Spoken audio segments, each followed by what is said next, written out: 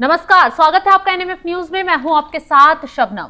अब की बार बीएमसी में किसकी सरकार, तो ये तस्वीर क्लियर हो गई है। अब की बार बीएमसी में महायुति की सरकार, क्योंकि बीजेपी ने बढ़त बना ली है और महायुति ने बहुमत का आंकड़ा पार कर लिया है। शिवसेना का जो किला था 25 साल पुराना, वो ढहता नजर आ रहा है। उद्धव ठाकरे, राज ठाकरे में उथल पुथल मची हुई है कि जमीन पर उतरे, मराठी अस्मिता की लड़ाई लड़ी, चारों तरफ माहौल बनाया, अपने साथियों को छोड़ दिया। कांग्रेस और शरद पवार से अलग हटकर दोनों भाइयों ने चुनाव लड़ा, लेकिन नतीजा क्या हुआ? बीएमसी में जो सत्ता थी वो भी हाथ से चली गई और इस बार बीजेपी बीएमसी में कमाल दिखाती हुई नजर आई है। अब ऐसे में कहीं ना कहीं ये सवाल जरूर उठ रहा है और ये कहा जा रहा है कि उद्धव ठाकरे की हार के पीछे कहीं राज ठाकरे तो नहीं है, राज ठाकरे ही उद्धव ठाकरे की हार का कारण तो नहीं बने हैं।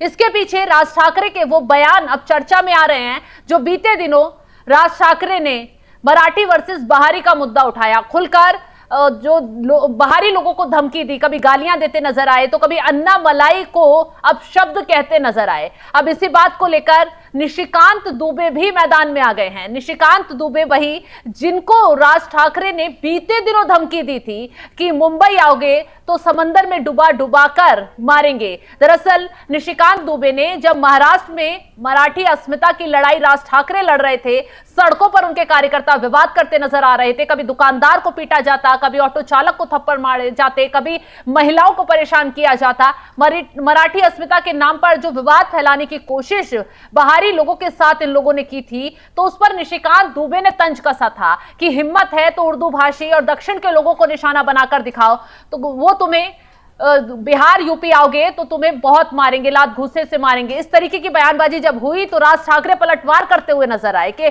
मुंबई आओ, समुद्र में डुबा डुबा कर मारेंगे।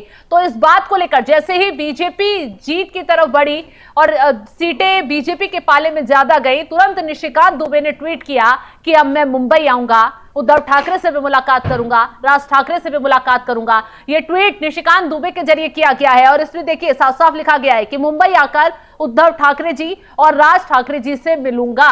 तो ये उसी बात को लेकर दोनों भाइयों पर तंज कसा गया है जिसको भुनाने की कोशिश राज ठाकरे करते नजर आए थे। अब इस मुद्दे में ना तो राज ठाकरे की जीत हुई है, ना ही उद्धव ठाकरे की जीत हुई है। मराठी अस्मिता की लड़ाई का मुद्दा बिल्कुल फेल साबित हुआ, क्योंकि मराठी को लेकर जिस तरीके से राज ठाकरे ने और उद्धव ठाकरे ने यह भी कह दिया था कि महाराष्ट्र का अगर जो बीएमसी में कोई जीत हमारी होती है तो मेयर जो है वो मराठी ही बनेगा। तो ऐसे में मुख्यमंत्री देवेंद्र फडणवीस ने तुरंत पलटवार भी किया था। उन्होंने साफ कह दिया था कि महाराष्ट्र में मेयर जरूर मराठी बनेगा, मुंबई बीएमसी का मराठी मेयर बनेगा, लेकिन वो हिंदू भी होगा।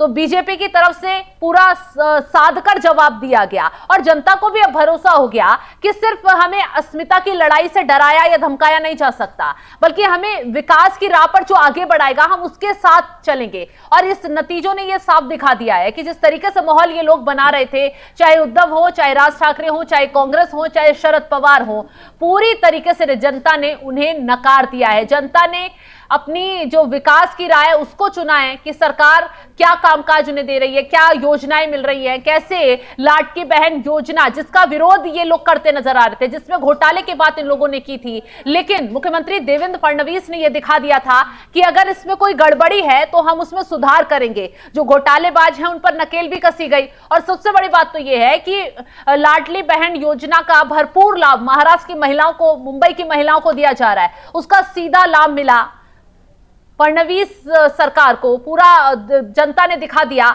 कि हमें जो योजनाओं का लाभ दे रहा है, हमें जो विकास से जोड़ रहा है, हमारे लिए जो मुंबई को और सुंदर बना रहा है, हम उनके साथ जुड़ेंगे, ना कि सिर्फ और सिर्फ वादे करने वालों से या फिर सिर्फ अस्मिता की लड़ाई लड़ने वालों से। तो यही बात है कि अब निशिकांत दुबे ने जवाब दिया है और हो सकता है जल्द ही अन्ना मलाई की तरफ से भी तगड़ा पलटवार राज ठाकरे को लेकर कर दिया जाए, क्योंकि राज ठाकरे ने बीएमसी चुनाव की वोटिंग से चंद दिन पहले सीधा सीधा अन्ना मलाई को भी निशाना बनाया था और कहा था कि वो बाला साहिब ठाकरे की विचारधारा पे आगे चल रहे हैं, हिंदुत्व को धार दे रहे हैं। और बाला साहिब ठाकरे जब मुंबई में थे तो वो साफ साफ कहते थे कि लुंगी उठाओ पुंगी बजाओ, इन लोगों को भगाओ, इस तरीके के बयान देते थे और वही चीज अब होनी भी चाहिए।